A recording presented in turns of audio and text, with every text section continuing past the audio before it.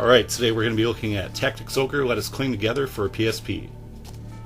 Now, I really enjoyed the Game Boy Advance game, The Night of Lotus, and I was told by quite a few people that this game is actually better, and that it's the closest thing we're going to get to a Final Fantasy Tactics sequel.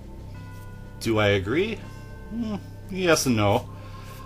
There are a lot of things that make this game truly great.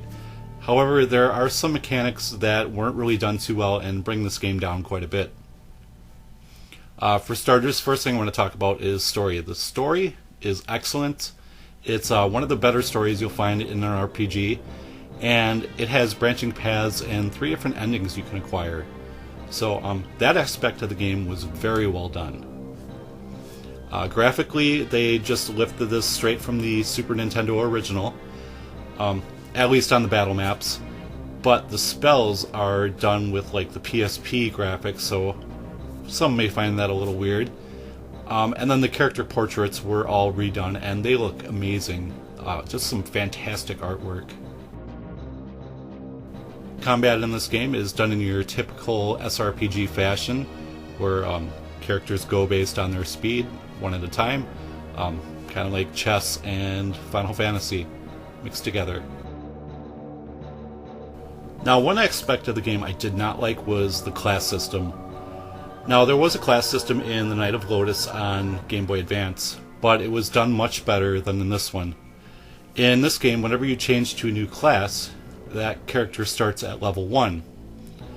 Not a big problem in the first chapter, but when you get into chapters 3 and 4 and you want to change a class, it basically cripples your party.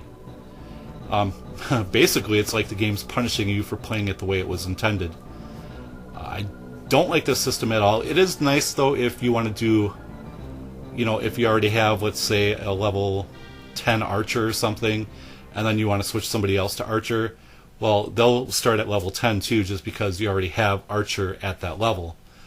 But if you want to start a brand new class that nobody has leveled up in, you're going to start at the very beginning.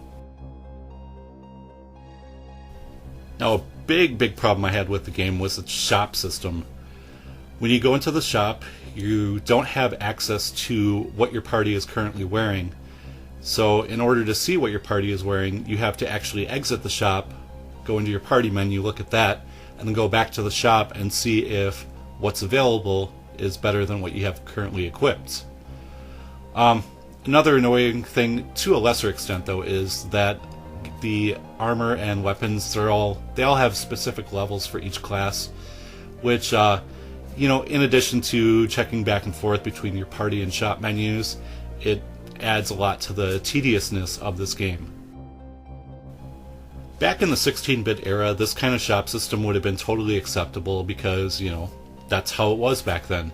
But for a remake of a game that was released in 2010, it's just inexcusable. They really should have updated that. It'd be like the Dragon Quest games being remade for DS and leaving the door and stairs command button in. It doesn't make any sense.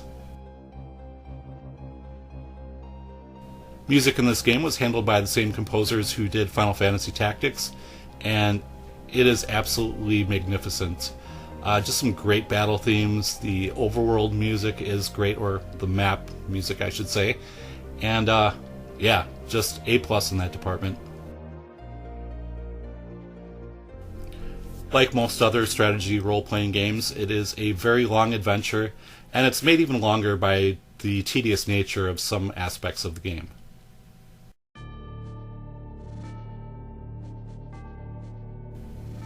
Overall, it's a really good game, however, some aspects of it may turn players off.